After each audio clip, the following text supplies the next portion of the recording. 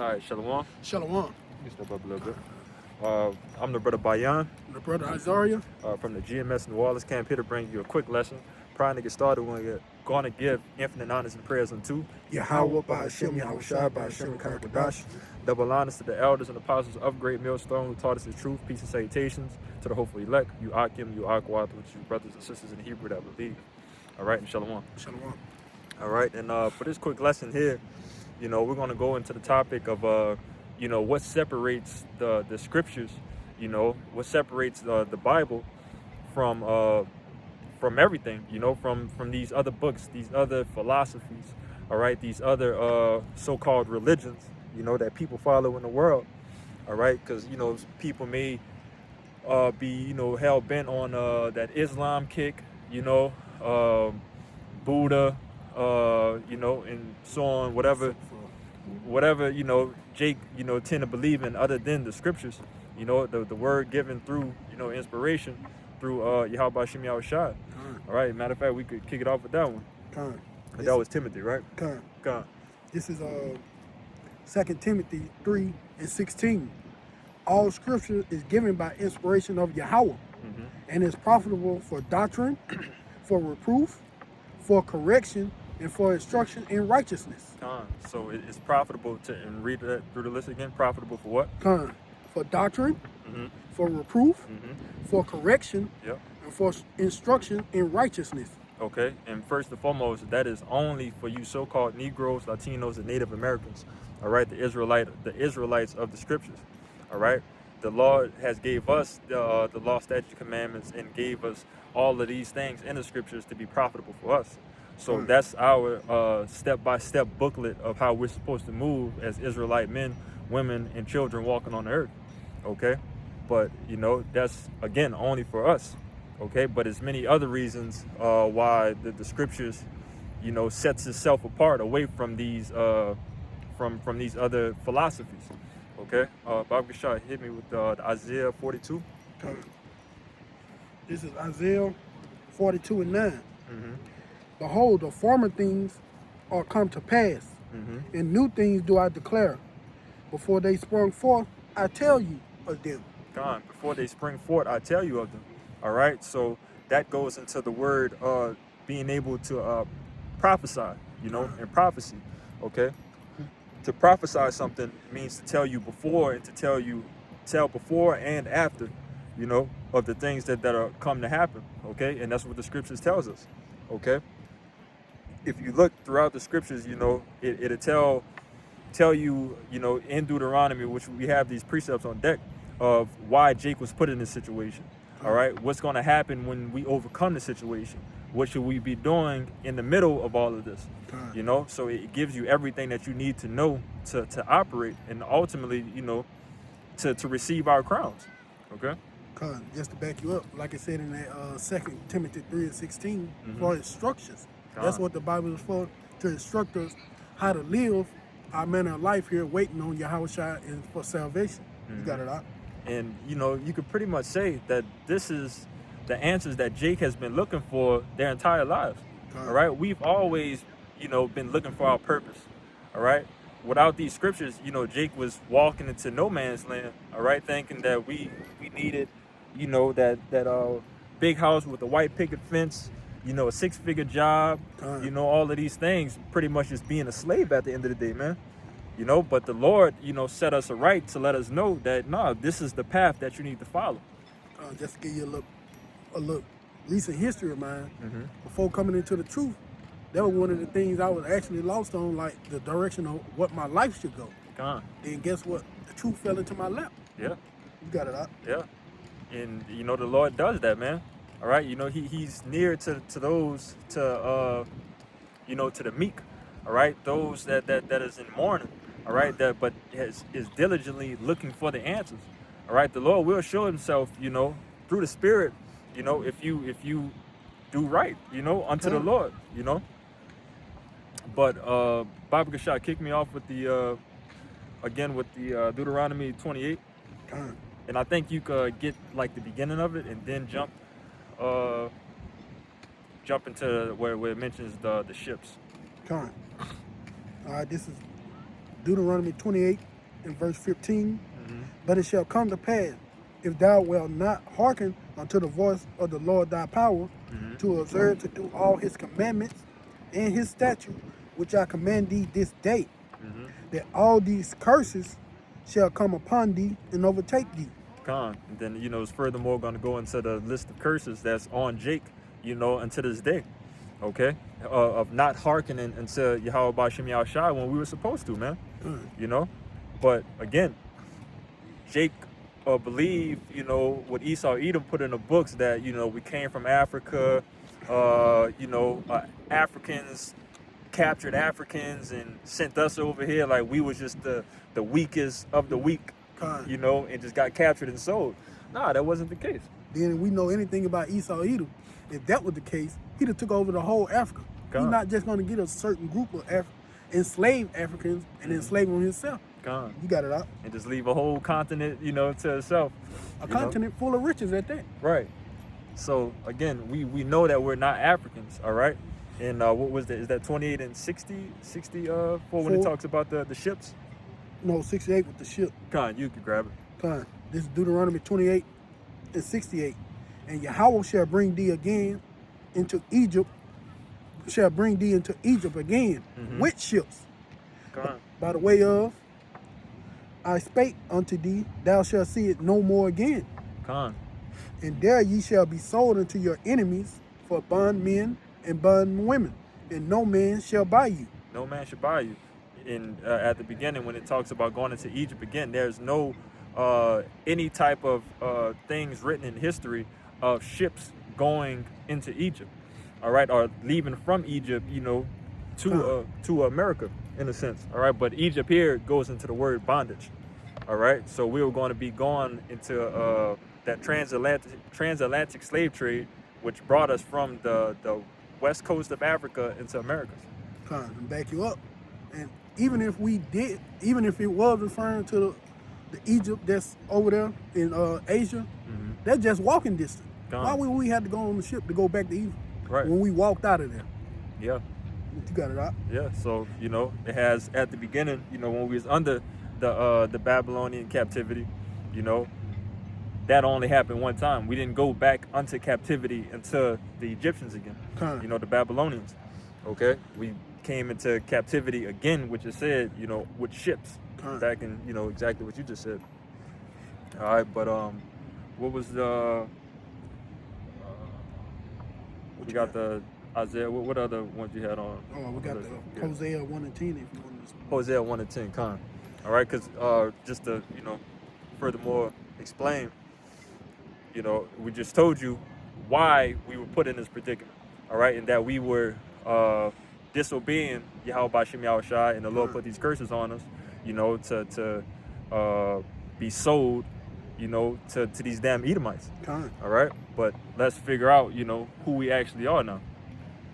This is Hosea 1 and 10. Yet the number of the children of Israel shall be as the sand of the sea, which cannot be measured nor numbered. And it shall come to pass that in the place where it is said unto them, ye are not my people, there shall it be said unto them, ye are the sons of the living power.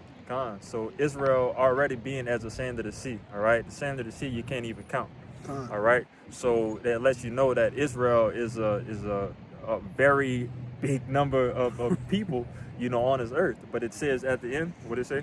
In the land? In the land, Salaki. Yet,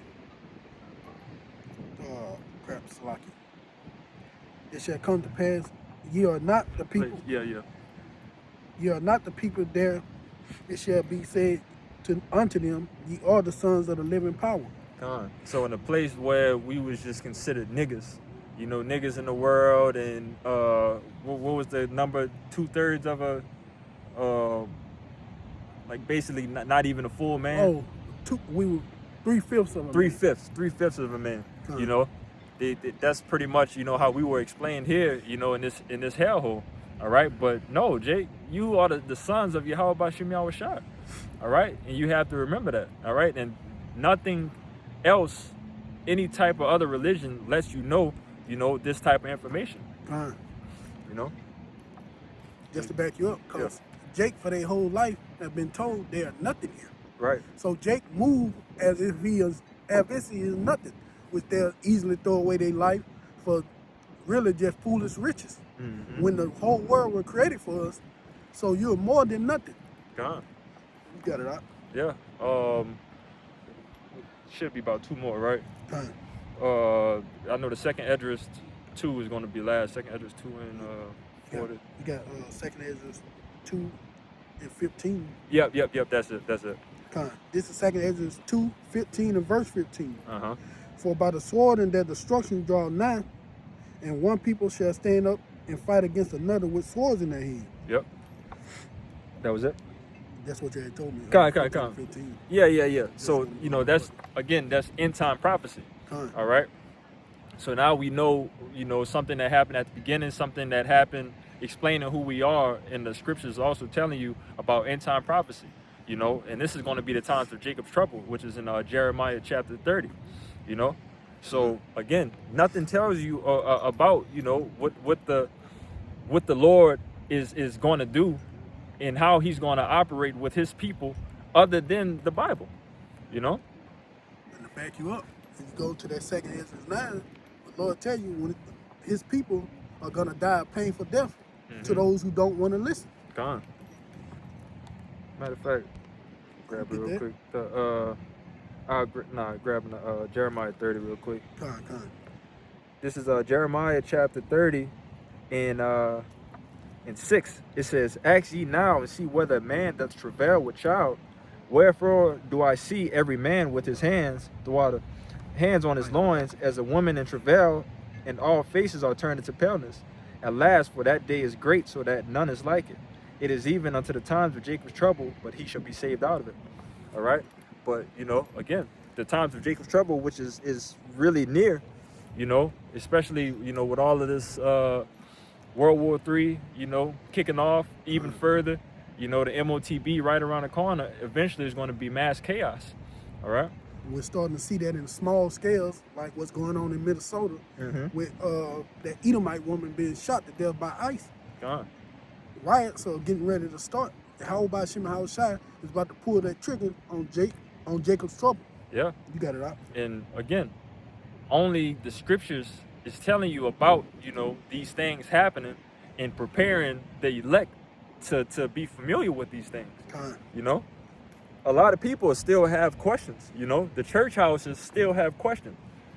These Muslims, they still have questions. They think that they have it figured out, but the Lord, has given this information unto his men, to let them be stable in these times, that this is not nothing that's coming out of left field,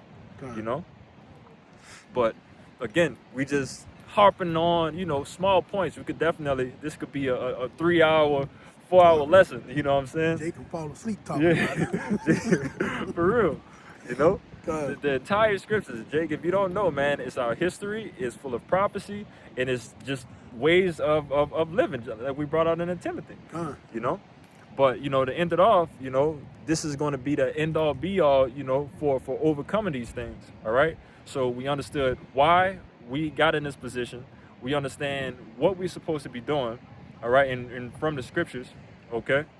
Matter of fact, no, let's get that. Ecclesiastes 12, which is the duty. That's one we missed. I'm about to say you had that second Ezra 2. I ain't know if you had really wanted that. Yeah. No, we're gonna finish that off. The crowning ceremony. That's got to be spoken. 12 and 12 and 12. 12 and 10 or 12 and 12? It's at the end. The whole duty of man. This is the book of Ecclesiastes 13 12 and 13. Let us hear the conclusion of the whole matter. Fear Yahweh Ba'ashem and Hawashai and keep his commandment. Go ahead, finish it. For this is the whole duty of man. That is the whole duty of man. Okay? You so-called Negroes, Latinos, and Native Americans, the whole duty is to follow the law, statutes, and commandments. All right? Plain and simple. All right? So again, we know why we're in this position. We know what we need to do. We know what the scriptures are for. We know about the prophecy of, the end times to come, which the scriptures tell you, And then it also tells you at the end, which we're about to finish it off with the second Esdras, of what is going to happen, when we overcome. It's going to speak of the men of overcoming, all right? Because that's part of the story as well. You got it. Second Esdras 2 and 2? No, 2 and is at the end, 40, 48. so great people, 42. Con. This is second Esdras 2 and 42. And I Esdras saw upon the Mount Sion a great people, whom I could not number, and they all praised Yahweh by Hashem and Hawashai with song. And in the midst of them, there was a young man of high stature, taller than all the rest, and upon every one of their heads he set crowns, and was more exalted, which I marveled at greatly. Yep, which is Yahushua. Con. Verse 44. So I asked the angel and said, Sir, what are these? ? And he answered and said unto me, These be they that have put off the mortal clothing, and put on the immortal, and have confessed the name of Yahweh by Hashem and Hawashai. Now are they crowned and receive palms. Yep. And if I could say right there, these are the men who found their purpose. Con. All right. These are the men that followed in the footsteps of our elders and apostles, through the Spirit given down through Yahweh by Hashem Yahushai, of the route that we need to take. All right. How we need to operate, and how we need to put off that old man. What we need to do to battle in order to receive these crowns. Basically saying these are the men who followed Yahushua in his suffering, and stayed 100% 10 toes down for Yahweh by Hashem and Hawashai, even through all the fiery trials, the tribulation, and hell that been put on them. You got it out? Yep. I think you could finish it out. Okay. Shit. Where you at? Right here at 45. Yeah, you can read all the way out. Verse 46. Then I said unto the angel, What young person is that crowned them, that giveth them palms in their hands? ?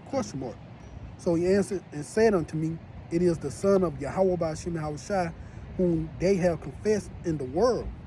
Then began I greatly to commend them that stood so stiffly for the names of Yahweh by Hashem and Hawashai. And then the angel said unto me, Go thy way and tell my people what manner of things and how great wonders of Yahweh thy power thou hast seen. So it is written, man. Jake will overcome at the end and stand stiffly for the Lord's name. Okay? But again, nothing else tells you that. There's no end of the story here in this hellhole that we're in, man. All we know is that we're supposed to make money, and then we're supposed to die. That's it. And to back you up, and most of those other books will tell you or refer you back to the Bible anyway. Right. So what's the point of reading them if they refer you back to the main source? Right. Yeah. So get it at the source. Get all the information at the source, man. This is the fountain of living waters, man. All right. You drink this water, you'll never thirst again. Because these waters will never dry up like that. So that was pretty much it. Pray that this lesson was edifying. Probably to get out of here, we want to give infinite honors and prayers unto Yahweh by Hashem Yahushai by Hashem Kakadash. Double honors to the elders and apostles of Great Millstone, taught us the truth. Peace and salutations to the hopeful elect. Yuakim, Yuakwath, with you brothers and sisters in Hebrew that believe. Shalom. Shalom.